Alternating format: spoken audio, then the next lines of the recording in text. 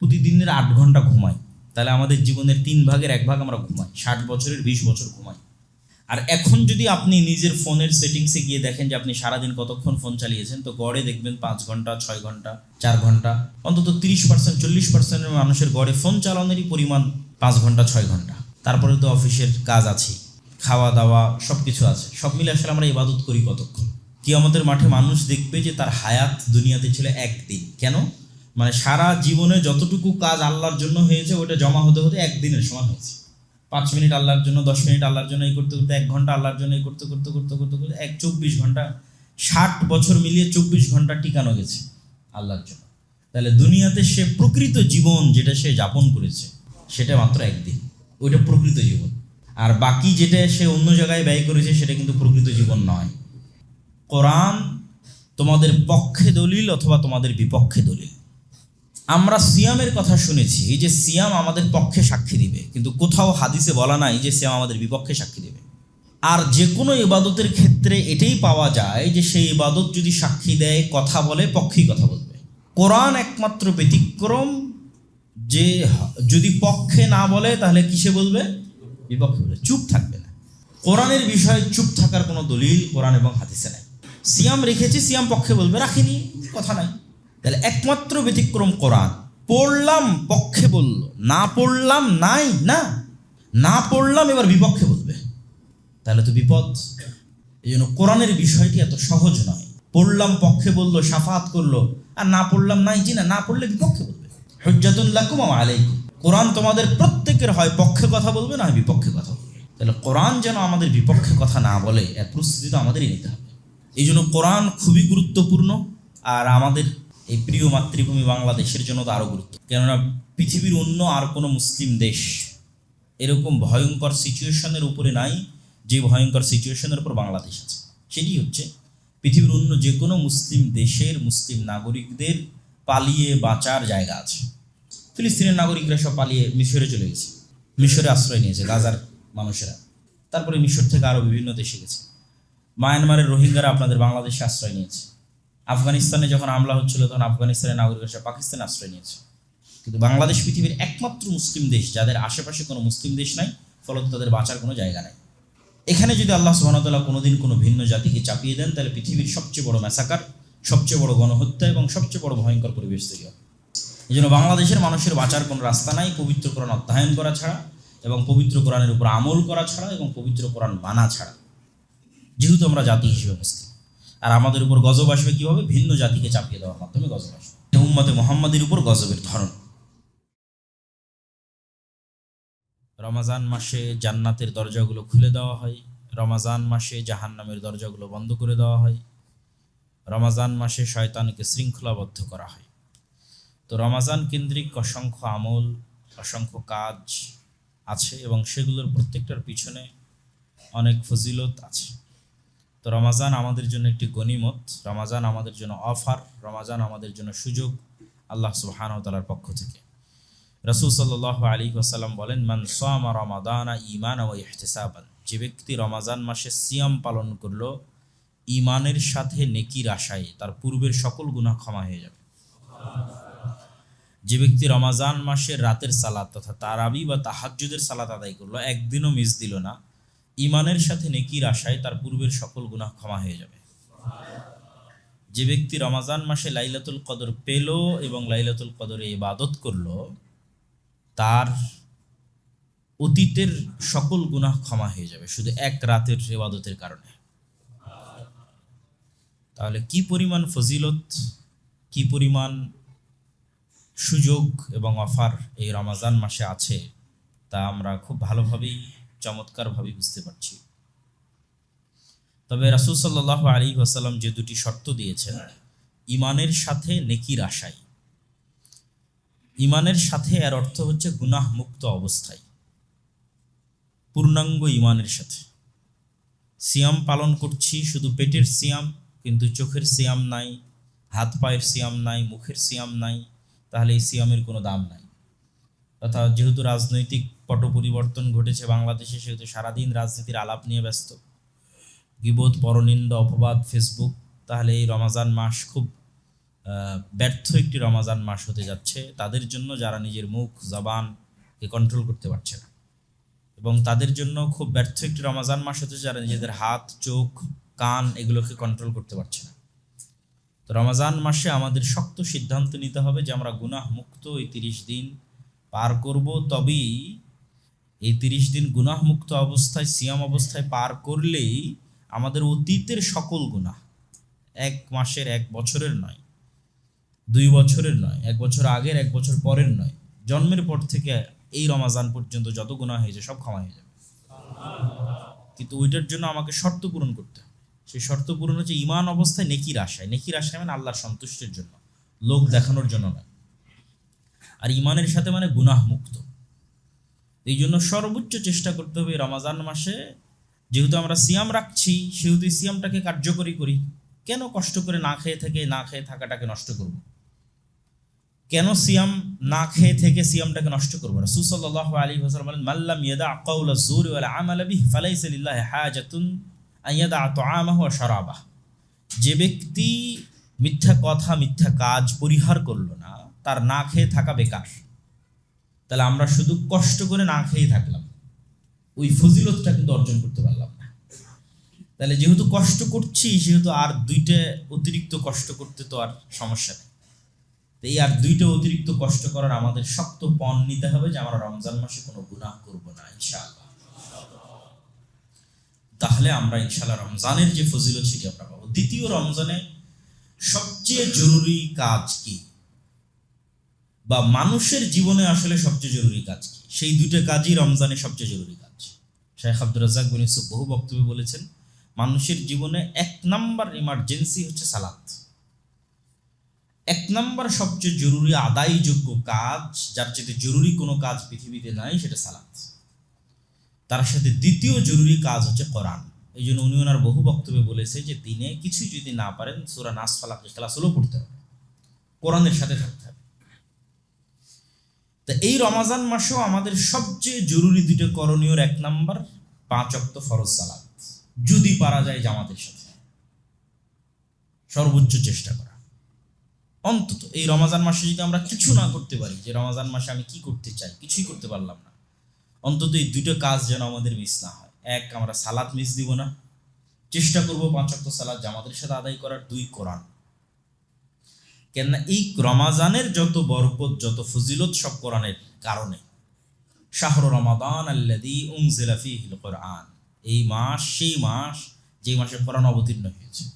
ইন্না আনজালনাহু ফী লাইলাতিল কদর, আর আমরা কোরআনকে অবতীর্ণ করেছি লাইলাতুল কদরে। তাহলে লাইলাতুল কদরের শ্রেষ্ঠত্ব কোরআনের কারণে, রমাজানের শ্রেষ্ঠত্ব কোরআনের কারণে, মুহাম্মদ সাল্লাল্লাহু আলাইহি ওয়াসাল্লামের শ্রেষ্ঠত্ব কোরআনের কারণে, উম্মতে মুহাম্মাদির শ্রেষ্ঠত্ব কোরআনের কারণে। নূহ আলাইহিস সালাতু ওয়াস সালামের কওমের একজন মুমিন যদি 1000 বছর জীবন পেয়ে থাকে, আর উম্মতে মুহাম্মাদির একজন মুমিন যদি 60 বছর জীবন পেয়ে থাকে, তাহলে গ্যাপ প্রায় 940 বছর। তাহলে নূহ আলাইহিস সালাতু ওয়াস সালামের কওমের একজন মুমিনের 940 বছরের ইবাদতকে উম্মতে মুহাম্মাদির একজন মাত্র 60 বছরের ইবাদত দিয়ে কিভাবে পার করবে? কিভাবে কিয়ামতের মাঠে উম্মতে মুহাম্মাদি নেকিতে সর্বশ্রেষ্ঠ হবে, অথচ হায়াত 60 বছর, কিন্তু তারাই জান্নাতে সর্বশ্রেষ্ঠ নেকির অধিকারী হবে। অথচ তাদের অতীতে যারা চলে গেছে তাদের হায়াত 900 বছর, 1000 বছর, 1500 বছর, তাহলে সে 1000 বছর ইবাদত করেছে, 900 বছর ইবাদত করেছে। তো বলছে লাইলাতুল কদরি খায়রুম মিন আলফি শাহর, লাইলাতুল কদরের 1 রাতের ইবাদত 1000 মাসের ইবাদতের চেয়ে শ্রেষ্ঠ। 1000 মাসের ইবাদতের সমান বলা হয়নি, 1000 মাসের ইবাদতের চেয়ে শ্রেষ্ঠ। তাহলে এইটার কারণ হচ্ছে কোরআন। এই সূরা ফাতিহা উম্মতে মুহাম্মাদির কাছে আছে, অতীতের কোনো জাতির কাছে ছিল না। এই সূরা ফাতিহা পড়ার যে নেকি, সূরা বাকারা পাঠ করার যে নেকি, এই নেকি থেকে অতীতের উম্মতরা বঞ্চিত।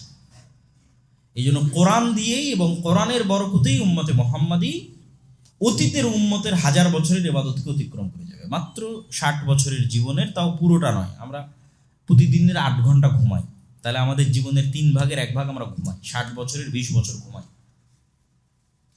আর এখন যদি আপনি নিজের ফোনের সেটিংসে গিয়ে দেখেন যে আপনি সারাদিন কতক্ষণ ফোন চালিয়েছেন, তো গড়ে দেখবেন 5 ঘন্টা, 6 ঘন্টা, 4 ঘন্টা, অন্তত 30% 40% মানুষের গড়ে ফোন চালানোরই পরিমাণ 5 ঘন্টা 6 ঘন্টা।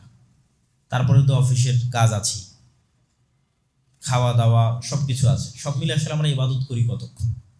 কিয়ামতের মাঠে মানুষ দেখবে যে তার হায়াত দুনিয়াতে ছিল একদিন। কেন?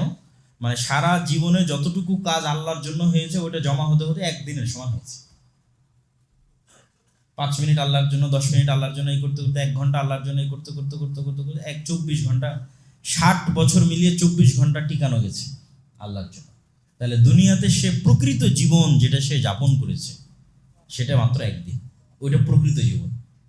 আর বাকি যেটা সে অন্য জায়গায় ব্যয় করেছে সেটা কিন্তু প্রকৃত জীবন নয়। তাহলে আমাদের রমজানের জরুরি 2টা কাজের একটা কাজ সালাত, এবং দ্বিতীয় জরুরি কাজ হচ্ছে কোরআন। কোরআনের বিষয়ে আমি বহু বক্তব্যে বলেছি, কোরআনের গুরুত্ব তুলে ধরার জন্য, কোরআনের প্রয়োজনীয়তা তুলে ধরার জন্য। তাও আজকে 2-1টা সংক্ষিপ্ত কথা বলি। রাসূল সাল্লাল্লাহু আলাইহি ওয়াসাল্লাম বলছেন, প্রত্যেক মানুষের কিছু ক্লোজ সার্কেল থাকে। যেমন আমরা গত সরকার বলি, এই সরকার বলি, সব সরকারেরই দেখা যাচ্ছে যে প্রধানমন্ত্রী হয় তার নিজস্ব একটা ক্লোজ সার্কেল থাকে। তো মানুষ হয়তো চিন্তা করে যে আমি যদি সে ক্লোজ সার্কেলের অন্তর্ভুক্ত হতে পারতাম, বড় ব্যবসায়ী, বড় পদের কেউ। তো রাসূল সাল্লাল্লাহু আলাইহি ওয়াসাল্লাম বলছেন আল্লাহর নিজস্ব একটা ক্লোজ সার্কেল আছে। আল্লাহ সুবহানাহু ওয়া তাআলার ফ্রেন্ড, আল্লাহ সুবহানাহু ওয়া তাআলার ওয়ালি, আউলিয়াউর রহমান, আল্লাহর বন্ধু, যারা আল্লাহ সুবহানাহু ওয়া তাআলার অতি নিকটে থাকবে এবং অতি ক্লোজ, অতি কাছে থাকবে, তারা হচ্ছে আহলুল্লাহ। তাদের নাম দেওয়া হয়েছে আহলুল্লাহ, তারা আল্লাহর লোক। যে উমুক হচ্ছে প্রাইম মিনিস্টারের লোক, উমুক কিন্তু কমিশনারের লোক, উমুক উমুকের লোক, এটা একটা সম্মান, পাওয়ার।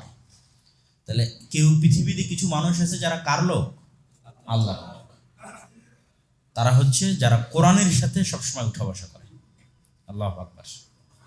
যাদের উঠা বসা চলাফেরা কোরআনের সাথে, তারা আল্লাহর লোক, তারা আল্লাহর খুব কাছের আউলিয়াউর রহমান। রাসূল সাল্লাল্লাহু আলাইহি ওয়াসাল্লাম বলছেন, আল কোরআন হুজ্জাতুল লাকুম আও আলাইকুম। কোরআন তোমাদের পক্ষে দলিল অথবা তোমাদের বিপক্ষে দলিল। আমরা সিয়ামের কথা শুনেছি, এই যে সিয়াম আমাদের পক্ষে সাক্ষী দিবে, কিন্তু কোথাও হাদিসে বলা নাই যে সিয়াম আমাদের বিপক্ষে সাক্ষী দিবে। আর যে কোনো ইবাদতের ক্ষেত্রে এটাই পাওয়া যায় যে সেই ইবাদত যদি সাক্ষী দেয়, কথা বলে, পক্ষেই কথা বলবে। কোরআন একমাত্র ব্যতিক্রম যে যদি পক্ষে না বলে তাহলে কিসে বলবে? বিপক্ষে বলবে, চুপ থাকবে না। কোরআনের বিষয়ে চুপ থাকার কোনো দলিল কোরআন এবং হাদিসে নাই। সিয়াম রেখেছি, সিয়াম পক্ষে বলবে, রাখিনি, কথা নাই। তাহলে একমাত্র ব্যতিক্রম কোরআন। পড়লাম পক্ষে বলল, না পড়লাম নাই, না পড়লাম এবার বিপক্ষে বলবে, তাহলে তো বিপদ।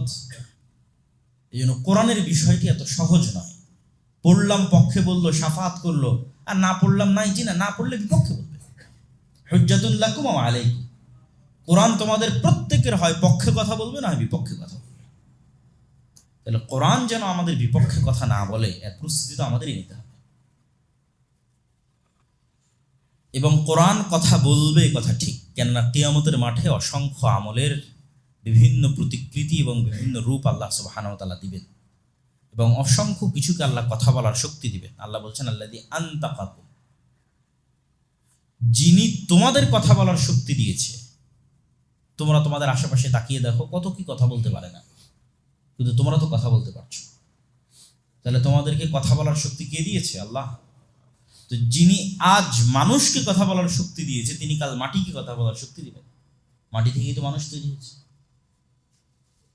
তো তিনি কালকে কোরআনকে কথা বলার শক্তি দিবেন, জীবন্ত রূপ দিবেন, কোরআন কথা বলবে। এটা অতি সহজ এবং বিশ্বাসযোগ্য। তো রমজানে আমরা সর্বোচ্চ চেষ্টা করতে হবে আমাদেরকে যে আমরা 5 ওয়াক্ত সালাত যদি পারা যায় জামাতের সাথে সর্বোচ্চ গুরুত্ব দিয়ে, আর 2 কোরআন। কোরআন পৃথিবীতে থাকা এমন কিছু যা সরাসরি রব্বুল আলামিনের জাতের সাথে কানেক্টেড। আর কোনো কিছুই পৃথিবীর রব্বুল আলামিনের সত্তার সাথে সম্পৃক্ত নয়। রব্বুল আলামিনের সৃষ্টি সবকিছু তার সত্তার সাথে কানেক্টেড নয়, তার সিফাত, তার গুণ নয়। আল্লাহ সুবহানাহু তাআলার হাত আল্লাহ সুবহানাহু তাআলার সাথে কানেক্টেড, সম্পৃক্ত, তার সিফাত, তার গুণ। আর পৃথিবীতে আর বাকি যা কিছু আছে সব আল্লাহর সৃষ্টি। একমাত্র কোরআন হচ্ছে কালামুল্লাহ, আল্লাহর বাণী, আল্লাহর আওয়াজ, আল্লাহর শব্দ, আল্লাহর বাক্য। এই জন্য কোরআনের গুরুত্ব সীমাহীন এবং অপরিসীম। এমনিতেই যে কোনো আসমানি কিতাবের গুরুত্ব সীমাহীন ও অপরিসীম। বানু ইসরাঈলের উপর যখন তাওরাত অবতীর্ণ করা হয়, ওয়ারাফা'না ফাওকাকুমুত তুর, তাহলে তাওরাত কত গুরুত্বপূর্ণ যে তোমরা তাওরাত মানতে বাধ্য, এই ওয়াদা নেওয়ার জন্য আল্লাহ তুর পাহাড়কে বানু ইসরাঈলের মাথার উপর তুলে ধরেছে। এই তোমরা ওয়াদা করো যে তোমরা তাওরাত পড়বা এবং মানবা, না হলে কিন্তু পাহাড় ছেড়ে দিলাম। এটা তাওরাতের ক্ষেত্রে বানু ইসরাঈলের সাথে ঘটানো হচ্ছে। তখন বানু ইসরাঈল ওয়াদা করলো যে হ্যাঁ, আমরা তাওরাতের উপর ঈমান আনয়ন করলাম, তাওরাত পড়বো এবং মানব। তাহলে তাওরাতের মতো কিতাব অমান্য করলে পাহাড় ছেড়ে দিয়ে বানু ইসরাঈলকে ধ্বংস করে দেওয়া হবে। একই অবস্থা উম্মতে মুহাম্মাদের। হ্যাঁ, অন্য উম্মতকে যেভাবে ধ্বংস করা হয়েছে উম্মতে মুহাম্মাদীকে সেভাবে করা হবে না। উম্মতে মুহাম্মাদীকে ধ্বংস করার ধরন ভিন্ন। যেমন নূহ আলাইহিস সালামের কওমকে ধ্বংস করা হয়েছে বন্যা দিয়ে, আদ সামুদকে ধ্বংস করা হয়েছে ঝড় এবং বিকট আওয়াজ দিয়ে, লূত আলাইহিস সালামের কওমকে ধ্বংস করা হয়েছে শহর উল্টিয়ে আকাশ থেকে অগ্নি বৃষ্টি করার মাধ্যমে, ফেরাউনের কওমকে ধ্বংস করা হয়েছে ডুবানোর মাধ্যমে। উম্মতে মুহাম্মাদী যদি কোরআনকে অবমূল্যায়ন করে তো উম্মতে মুহাম্মাদী কি দিয়ে ধ্বংস হবে? উম্মতে মুহাম্মাদীর ধ্বংসের মাধ্যম হচ্ছে, যেহেতু রাসূল সাল্লাল্লাহু আলাইহি ওয়াসাল্লাম উম্মতে মুহাম্মাদীর জন্য দোয়া করেছেন যে তাদের যেন সমূলে ধ্বংস না করা হয়, সেহেতু সমূলে ধ্বংস হবে না। তাহলে উম্মতে মুহাম্মাদীর উপর গজব কোনটা? উম্মতে মুহাম্মাদীর উপর কোরআন অবমূল্যায়নের গজব হচ্ছে তাদের উপর ভিন্ন জাতিকে চাপিয়ে দেওয়া হবে। বাগদাদে হালাকু খা, চেঙ্গিস খা যা করেছে, ফিলিস্তিনে ক্রুসেডাররা যা করেছে, আজকে ইহুদিরা যা করছে, রোহিঙ্গাতে মায়ানমারে মুসলমানদের উপর যা হচ্ছে, এগুলোর মূল কারণ যদি আমরা দুনিয়ার কারণ না দেখি, যে অলৌকিক কারণ কি, আধ্যাত্মিক জগতের কারণ কি, অদৃশ্য কারণ কি, গায়েবের কারণ কি, মূল কারণ তো চোখের সামনে দেখাই যায়, বাস্তব কারণ তো চোখের সামনে দেখাই যায়। অদৃশ্য গায়েবের কারণ কি? অদৃশ্য গায়েবের কারণ হচ্ছে কোরআনের মূল্যায়ন আমাদের কাছে অতটুকু। যে অবস্থায় আমরা আজকে আছি, এই অবস্থাটা কোরআনের আমাদের কাছে। আজকে মায়ানমারের রোহিঙ্গা মুসলমানদের অবস্থা যেমন, আসলে কোরআনের অবস্থাটাই ফুটে উঠতেছে যে কোরআনের চিত্র এরকম তাদের বাড়িতে, তাদের ঘরে, তাদের সমাজে কোরআন এরকম অবহেলিত। তাহলে উম্মতে মুহাম্মাদীর উপর গজবের কারণ হচ্ছে কিতাব অবমূল্যায়ন করা। গজবের ধরন কি? ভিন্ন জাতি এবং ভিন্ন কওমকে চাপিয়ে দেওয়া।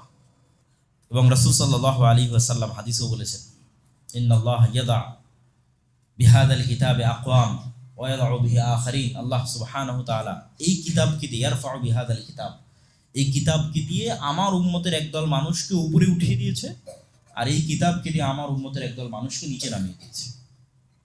তাহলে এই কিতাবকে দিয়ে যাদের উপরে উঠিয়ে দিয়েছে তারা এই কিতাবকে মূল্যায়ন করত। আমর ইবনুল আস, খালিদ ইবনুল ওয়ালিদ, তারা যখন যুদ্ধের মাঠে যেত, ওমর ইবনুল খাত্তাব, আলী ইবনে আবি তালেব, তাদের যে দাপট বিশ্বে ছিল, এটা মূলত কোরআনের মূল্যায়ন তাদের বাড়িতে, তাদের ঘরে, তাদের অন্তরের বহিঃপ্রকাশ ছিল জাতির উপরে, পৃথিবীর অন্য জাতির উপরে। এই জন্য কোরআন খুবই গুরুত্বপূর্ণ। আর আমাদের এই প্রিয় মাতৃভূমি বাংলাদেশের জন্য তো আরও গুরুত্বপূর্ণ, কেননা পৃথিবীর অন্য আর কোনো মুসলিম দেশ এরকম ভয়ঙ্কর সিচুয়েশনের উপরে নাই যে ভয়ঙ্কর সিচুয়েশনের উপর বাংলাদেশ আছে। সেটি হচ্ছে পৃথিবীর অন্য যে কোনো মুসলিম দেশের মুসলিম নাগরিকদের পালিয়ে বাঁচার জায়গা আছে। ফিলিস্তিনের নাগরিকরা সব পালিয়ে মিশরে চলে গেছে, মিশরে আশ্রয় নিয়েছে গাজার মানুষেরা, তারপরে মিশর থেকে আরও বিভিন্ন দেশে গেছে। মায়ানমারের রোহিঙ্গারা আপনাদের বাংলাদেশে আশ্রয় নিয়েছে। আফগানিস্তানে যখন হামলা হচ্ছিল তখন আফগানিস্তানের নাগরিকরা পাকিস্তানে আশ্রয় নিয়েছে। কিন্তু বাংলাদেশ পৃথিবীর একমাত্র মুসলিম দেশ যাদের আশেপাশে কোনো মুসলিম দেশ নাই, ফলত তাদের বাঁচার কোনো জায়গা নাই। এখানে যদি আল্লাহ সুবহানাহু ওয়া তাআলা কোনোদিন কোনো ভিন্ন জাতিকে চাপিয়ে দেন, তাহলে পৃথিবীর সবচেয়ে বড় ম্যাসাকার, সবচেয়ে বড় গণহত্যা এবং সবচেয়ে বড় ভয়ঙ্কর পরিবেশ তৈরি হবে। এই জন্য বাংলাদেশের মানুষের বাঁচার কোনো রাস্তা নাই পবিত্র কোরআন অধ্যয়ন করা ছাড়া, এবং পবিত্র কোরআনের উপর আমল করা ছাড়া, এবং পবিত্র কোরআন মানা ছাড়া। যেহেতু আমরা জাতি হিসেবে মুসলিম, আর আমাদের উপর গজব আসবে কীভাবে? ভিন্ন জাতিকে চাপিয়ে দেওয়ার মাধ্যমে গজব আসবে। এটা উম্মতে মুহাম্মাদীর উপর গজবের ধরন। কোরআনের ক্ষেত্রে আরও একটি বিষয়, সেটি হচ্ছে আমরা অনেকেই মনে করি যে আমাদের ছোট্ট সন্তানেরা কোরআন শিখবে, তাদেরকে আমরা মক্তবে পাঠাই, মাদ্রাসায় পাঠাই, স্কুলে পাঠাই। কিন্তু আমরা যখন বড় হয়ে যাই তখন আমরা মনে করি যে না, বড় হয়ে গেছি, বয়স হয়ে গেছে, আর কেন কোরআন শিখতে হবে। কিন্তু আপনি আশ্চর্য হবেন যে উম্মতে মুহাম্মাদির প্রথম প্রজন্ম যারা কোরআন শিখেছে, উম্মতে মুহাম্মাদির প্রথম প্রজন্ম, ফার্স্ট জেনারেশন যারা কোরআন শিখেছে, তারা সবাই বয়স্ক। স্বয়ং মুহাম্মদ সাল্লাল্লাহু আলাইহি ওয়াসাল্লাম কোরআন শিখেছেন 40 বছর বয়সে। খাদিজা রাদিয়াল্লাহু তাআলা আনহা কোরআন শিক্ষা শুরু করেছেন 55 বছর বয়সে। ওমর ইবনুল খাত্তাব, আবু বকর থেকে শুরু করে রাসূল সাল্লাল্লাহু আলাইহি ওয়াসাল্লামের সাথে আর যারা ইসলাম গ্রহণ করেছিল তাদের ম্যাক্সিমাম 40+ বয়সে তারা প্রথম কোরআনের আওয়াজ শুনেছে, তারা প্রথম কোরআনের কথা শুনেছে যখন তাদের বয়স 40 পার হয়ে গেছে। তাহলে উম্মতে মুহাম্মাদের ফার্স্ট জেনারেশন কোরআন শিখেছে গড়ে যখন তাদের বয়স 40-এর উপর। তাহলে এই অজুহাত দিয়ে আমাদের বাঁচার কোনো রাস্তা নাই যে আমার তো বয়স পার হয়ে গেছে, আমি কোরআন শিখবো না। কেন, আমাদের প্রথম জেনারেশন কোরআন শুনেছি যখন তাদের বয়স 40 পার হয়ে গেছে। তারপরে না তাদের ছেলেমেয়েরা যখন মুসলমান হলো, আব্দুল্লাহ বিন ওমর, আব্দুল্লাহ বিন আব্বাস, তখন ছোট ছোট বাচ্চাদের কোরআন শেখানো হলো। কিন্তু রাসূল সাল্লাল্লাহু আলাইহি ওয়াসাল্লাম এবং রাসূল সাল্লাল্লাহু আলাইহি ওয়াসাল্লামের স্ত্রী তারা নিজেরাই যে 40 এবং 55 বছর বয়স, তখন তারা প্রথম কোরআনের আওয়াজ শুনেছে এবং কোরআন শিখেছে, কোরআন মুখস্থ করেছে এবং মানুষকে শিখিয়েছে। তাহলে আমাদের প্রথম জেনারেশন যদি 40+ বছর বয়সে কোরআন মুখস্থ করতে পারে, কোরআন শিখতে পারে, কোরআন শিখাতে পারে, তাহলে আমরা কেন কোরআন শিখতে পারবো না, কোরআন শিখাতে পারবো না এবং কোরআন মুখস্থ করতে পারবো না এবং কোরআনের উপর আমল করতে পারবো না? প্রিয় উপস্থিতি, রমাজান মাসে আমরা যতগুলো গুরুত্বপূর্ণ কাজ করব মর্মে আজকে আমরা সংক্ষিপ্ত আলোচনা তুলে ধরছি। তার 1 নম্বর জরুরি গুরুত্বপূর্ণ কাজ আমরা বলেছি সালাত, 2 নম্বর জরুরি গুরুত্বপূর্ণ কাজ বলেছি কোরআন, এবং কোরআনের উপরই আমরা একটু বেশি কথা বলে ফেললাম, কেন এর সকল বরকত, সকল রহমত, সব কিছু কোরআনের সাথে কানেক্টেড এবং কোরআনের কারণে। এবং কোরআন এত গুরুত্বপূর্ণ দেখেই শয়তান আর কোনো কিছুতে এত কষ্ট পায় না, ত্যক্ত বিরক্ত হয় না। মানুষ যখন কোরআনের কাছে যায় তখন সে যে পরিমাণ ত্যক্ত বিরক্ত এবং ক্ষিপ্ত হয়। এই জন্য অন্য সকল কাজ শুরু করা হয়েছে বিসমিল্লাহ দিয়ে, আর কোরআন শুরু করা হয়েছে আউযুবিল্লাহ দিয়ে। যখন তোমরা কোরআন পড়বে ফাস্তাইজ মিনাশ শাইতানির রাজিম, কোরআনের শুরুতে আগে বলবে আউযু বিল্লাহি মিনাশ শাইতানির রাজিম, আল্লাহ শয়তান থেকে পরিত্রাণ চাই। কেন, শয়তান তোমাকে কোরআন পড়তে দিবে না। ঘন্টার পর ঘন্টা মোবাইল চালাতে তুমি বিরক্ত হবে না, কিন্তু কোরআন পড়বা, পড়া শিখবা এই নিয়ত করতে এবং 5 মিনিটের উপর অটল থাকতে বিরক্ত হয়ে যাবা, এটা তো শয়তান। এই জন্য অন্য সব কাজ আমরা শুরু করছি বিসমিল্লাহ দিয়ে, কিন্তু কোরআন শুরু করছি আউযুবিল্লাহ দিয়ে, এবং এটা ফরজ আউযুবিল্লাহ দিয়ে কোরআন শুরু করা। কেন, আমাদেরকে কোরআন পড়তে দিবে না এই মর্মে সবচেয়ে বড় শক্তি হচ্ছে শয়তান। না, কোরআন আমাদেরকে হেদায়েতের রাস্তায় নিয়ে যাবে, আল্লাহ সুবহানাহু ওয়া তাআলার সাথে নিয়ে যাবে। রমজান মাসে জরুরি আর যে কাজগুলো, আমরা রমজানের একটি সংক্ষিপ্ত রুটিন আপনাদের সামনে তুলে ধরতে চাই, যেটির মধ্যে অন্য জরুরি কাজও আসবে এবং আপনাদের ক্ষেত্রে উপকারী হবে। রমজানের 3টে সময়কে সবচেয়ে গুরুত্ব দিতে হবে। 1, সাহারি এবং সাহারি থেকে নিয়ে সূর্য ওঠা পর্যন্ত। 2, আসরের সালাত থেকে নিয়ে ইফতারি পর্যন্ত। 3, রাতের সালাত। প্রথম সাহারি এবং সাহারি থেকে সূর্য ওঠা পর্যন্ত রাসূল সাল্লাল্লাহু আলাইহি ওয়াসাল্লাম বলেছেন তাসাহারু ফাইন্না ফিস সুহুরি বারাকা, তোমরা সাহারি করো, কেন সাহারিতে বরকত আছে। সাহারিকে কালচার বানাতে হবে, সংস্কৃতি বানাতে হবে। ওসমান হাদি বলতো যে আমরা সংস্কৃতির লড়াই করতে চাই। আপনি যদি সাহারিকে কালচার না বানান তাহলে সাহারিতে উঠা বন্ধ হয়ে যাবে। এটাকে আনন্দদায়ক কালচারে বানাতে হবে। সবাই সবাইকে ডাকবে, উঠবে, সাহারিতে রান্না করবে, রান্না করে খাবে, যেটা আমাদের আগে গ্রামে দেখা যেত। এখন অনেকটাই দেখা যাচ্ছে যে সাহারি আমরা অনেকেই করতেই ইচ্ছুক না, উঠতে ইচ্ছুক না, উঠে রান্না করতে ইচ্ছুক না। সাহারিতে উঠার অভ্যাস করতে হবে, সাহারিকে কালচার বানাতে হবে এবং সাহারিতে খেতে হবে রাসূল সাল্লাল্লাহু আলাইহি ওয়াসাল্লামের সুন্নাহ। পরের কথা হচ্ছে সাহারির পরে, ফজরের সালাতের পরে ঘুমানোর যে বদ অভ্যাস আমরা সবাই রপ্ত করে ফেলেছি, এই বদ অভ্যাস থাকলে রমজান মাসকে ভালোভাবে কাজে লাগানো যাবে না, খুব উপকারীভাবে আপনি কাজে লাগাতে পারবেন না। কেননা সব বরকত সকালে থাকে। একদিন সকালকে কাজে লাগিয়ে দেখেন কি পরিমাণ সময়কে আপনি কাজে লাগাতে পারছেন, কত কাজ আপনি সারাদিনে করতে পারছেন, কত কি আপনি শিখতে পারছেন, একদিন করে দেখেন। আপনি সকালে ঘুমাবেন না তা নয়, সূর্য ওঠার পরপরই ঘুমিয়ে যান। সূর্য খুব দ্রুতই উঠে, ফজরের সালাতের পর হয়তো সর্বোচ্চ 1 ঘন্টা পরে সূর্য উঠে যায়, 40-45 1 ঘন্টা 100 1 ঘন্টার মধ্যে সূর্য উঠে যায়। সূর্য উঠা পর্যন্ত অপেক্ষা করার পর আপনি রেস্ট নিতে পারেন। যে ঘুমটা আমরা প্রয়োজন মনে করি, যে রমজান মাসে আমরা একটু ঘুমাতে চাই, তাহলে বেশি উত্তম হবে যদি সাহারির পরে না ঘুমানো যায়, ফজরের পরে না ঘুমানো যায়, অন্তত সূর্য ওঠা পর্যন্ত। তারপরে যদি হালকা রেস্ট নেওয়া যায়, এটা একটা সময়। এই সময়টাকে কাজে লাগালে আপনি পুরো রমজানকে শতভাগ কাজে লাগাতে পারবেন। দ্বিতীয় সময় আসরের পর থেকে নিয়ে মাগরিব পর্যন্ত। রমজানে ইবাদত করতে চাইলে ব্যস্ততা কমাতে হবে, রমজানে ইবাদত করতে চাইলে কাজ কমাতে হবে। যে ব্যবসায়ী তাকে চিন্তা করতে হবে সামনে রমজান আসতেছে, কিভাবে আমি সকল কাজ আগেই কমপ্লিট করে রাখবো যেন রমজানে আমি ঠিক মতো কাজ করতে পারি। যার অফিস আছে, যার স্কুল আছে, শিক্ষা প্রতিষ্ঠান আছে, ডেইলি চাকরি আছে, তারাও একটা প্ল্যান রাখবে যে কিভাবে আমি রমজানে কাজ কমিয়ে নিয়ে আসতে পারি। রমজানে কাজ কমিয়ে নিয়ে এসে আসরের পর থেকে না মাগরিব পর্যন্ত এই সময়টা পুনরায় কোরআন তেলাওয়াত হোক, জিকির আজকার হোক, তাসবিহ তাহলিল হোক, এটাতে ব্যয় করতে হবে। কেন আপনি ফজরের পর থেকে নিয়ে সূর্য ওঠা পর্যন্ত যদি একই জায়গায় বসে থেকে জিকির আজকার, তাসবিহ তাহলিল, কোরআন তেলাওয়াত, কোরআন শিখায় ব্যয় করেন এবং ওই সেম জায়গায় সূর্য ওঠার পর যদি আপনি 2 রাকাত সালাত আদায় করে উঠে আসেন, তাহলে আপনি কবুল হজের সমান নেকি পাবেন।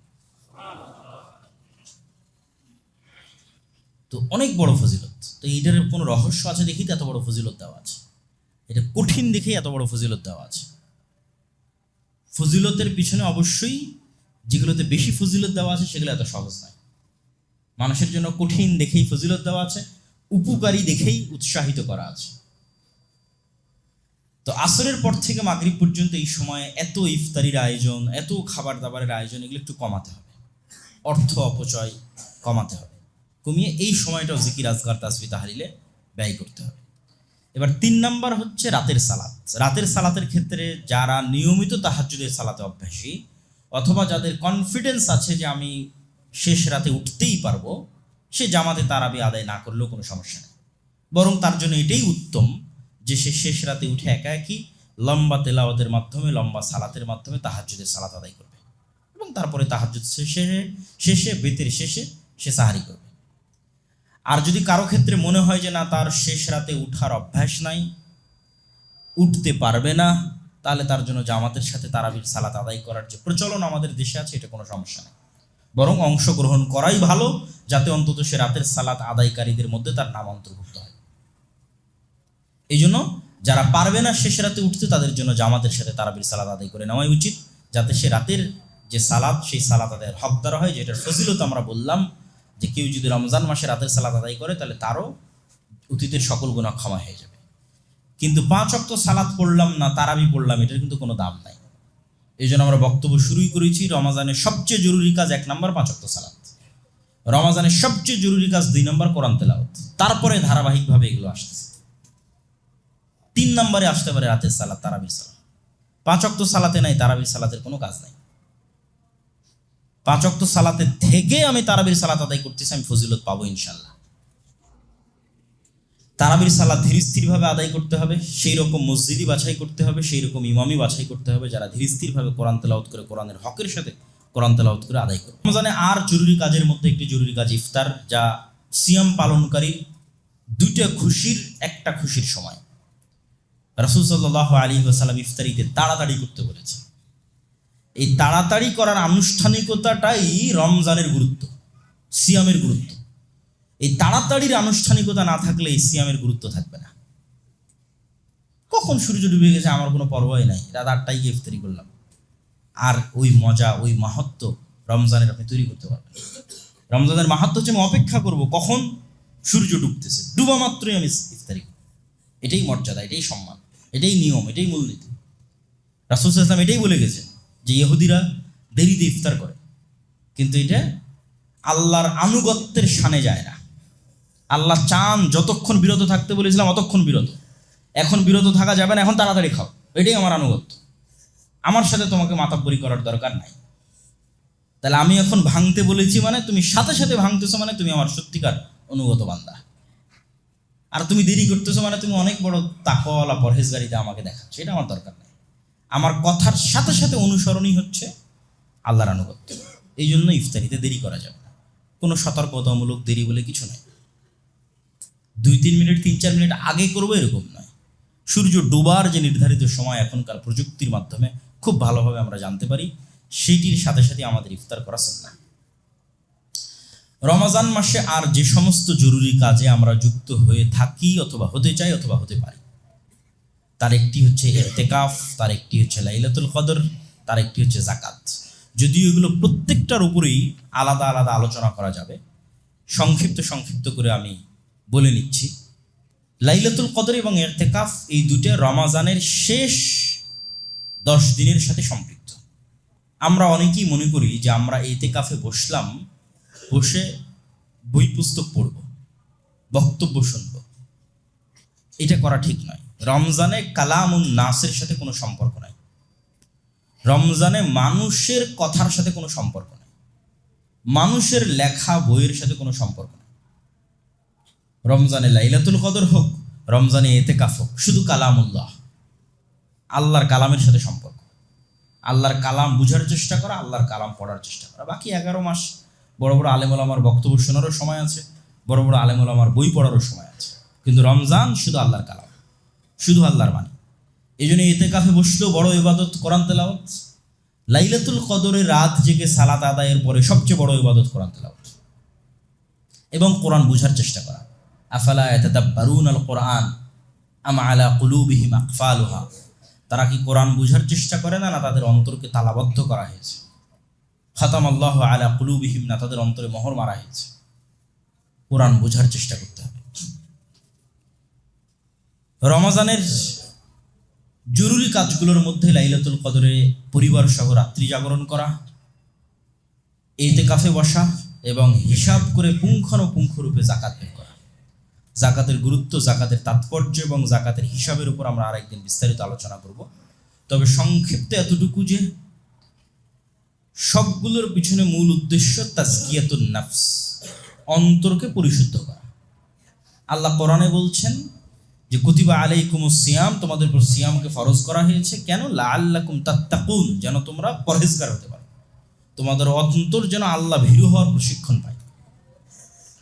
তো অন্তরের তাজকিয়ার জন্য যেমন অন্তরের উপর কাজ চাপানো জরুরি, সেরকম অন্তরের অন্য আর ব্যাধি আছে, এগুলো থেকে তাকে মুক্ত করা জরুরি। অন্য রোগ আছে, অহংকার আছে, লোভ আছে, লালসা আছে, কৃপণতা আছে, এগুলো অন্তরের রোগ, অন্তরের অসুখ। এই জন্য যখনই আল্লাহ সুবহানাহু ওয়া তাআলা সালাতের কথা বলেছে তখনই যাকাতের কথা বলেছে, যখন এমনি আল্লাহর ইবাদতের কথা বলেছে তখনই দানের কথা বলেছে। কারণ এটার মাধ্যমে অন্তরের রোগ মুক্ত হয়, অন্তর কৃপণতা মুক্ত হয়, অন্তর লোভ মুক্ত হয়, অন্তর লালসা মুক্ত হয়। এবং বাধ্যতামূলক একটা তৈরি করে দেওয়া হয়েছে যে তোমাকে যাকাত দিতে হবে, ফিতরা দিতে হবে, অবশ্যই বাধ্যতামূলক। এর বেশি তো আরো দান করতেই হবে। তাহলে আমাদের অন্তরের কৃপণতা এবং লোভ লালসা থেকে বাঁচতে আমাদের যাকাত দিতে হবে, যাকাতের হিসাব করতে হবে। এবং এই রমজান মাসে পুঙ্খানুপুঙ্খ রূপে যাকাতের হিসাব করে যাকাত বের করার চেষ্টা করতে হবে। রাসূল সাল্লাল্লাহু আলাইহি ওয়াসাল্লাম রমজান মাসে এমন বেশি দান করতেন, পূর্ব দিক থেকে প্রবাহিত বাতাসের চেয়েও বেশি দান করতেন, তথা কিছু ধরে রাখতেন না, দিতেই থাকতেন। মানুষ যত দিবে আল্লাহ মানুষকে তত দিবেন, এটি মূলনীতি। মানুষ যত দয়া করবে আল্লাহ তত দয়া করবেন। মানুষ যত আরেক মানুষকে ক্ষমা করবে আল্লাহ ওই মানুষকে তত ক্ষমা করবেন। মানুষ আরেক মানুষকে যত খাওয়াবে আল্লাহ ওই মানুষকে তত খাওয়ার ব্যবস্থা করে দিবেন। মানুষ আরেক মানুষের যত রিজিকের ব্যবস্থা করে দিবে আল্লাহ এই মানুষের তত রিজিকের ব্যবস্থা করে দিবেন। আপনার দান আর যাকাতের টাকা তো আল্লাহ নিয়ে চলে যাবে না, আপনার দান আর যাকাতের টাকা দিয়ে আরেক মানুষের খাবারের ব্যবস্থা হবে। এটাই মহত্ব ইসলামের। এই জন্য ইফতারির ক্ষেত্রে কি বলা হয়েছে, যে কেউ যদি আরেকজন সিয়াম পালনকারীকে ইফতার করে তাহলে ওরও সিয়ামের নেকি সে পাবে। তাহলে আরেকজনের সিয়ামের নেকি আমি পেলাম কি শুধু খাওয়ানো দিয়ে? তাহলে খাওয়ানো একটা ইবাদত না হলে কিভাবে শুধু খাওয়ানো দিয়ে আরেকজনের সিয়ামের নেকি পাওয়া যায়? রাসূল সাল্লাল্লাহু আলাইহি সাল্লামকে জিজ্ঞেস করা আইয়ুল ইসলামে আফজাল, ইসলামের সর্বশ্রেষ্ঠ ইবাদত কোনটা বলেন? তা আল্লাহ নবী বললেন ইসলামের সর্বশ্রেষ্ঠ ইবাদত দুইটা, পরিচিত অপরিচিত সবাইকে সালাম দিবা আর মানুষকে শুধু খাওয়াবা। খাওয়ানো ইবাদত। তাহলে একজন সিয়াম পালনকারীকে শুধু খাওয়ানোর মাধ্যমে আমি তার সিয়ামের নেকি পেয়ে যাচ্ছি। এই জন্য দেখবেন মক্কা মদিনায় গেলে এই কালচারটা তারা ধরে রেখেছে, ইফতার করানো। আলহামদুলিল্লাহ আমরাও উদ্যোগ নিয়েছি যে আমাদের দাওয়া সেন্টারে ইফতারির ব্যবস্থা থাকবে এবং আমাদের দাওয়া সেন্টার থেকে আশেপাশের ফুটপাতে থাকুক, অসহায় রিক্সা চালক থাকুক বা যারাই থাকুক, তাদের মধ্যে আমরা প্রতিদিন আমাদের সামর্থ্য অনুযায়ী যত প্যাকেট সম্ভব আমরা ইফতার বিতরণ করার চেষ্টা করব। আপনারা নিজেরাও যদি মনে করেন তাহলে এখানেও ইফতারিতে আসতে পারেন, এবং আপনারা যদি মনে করেন এখানের যে ইফতারি প্রজেক্ট আছে সেটিতে অংশগ্রহণ করবেন তাহলে সেটিতে অংশগ্রহণ করতে পারেন।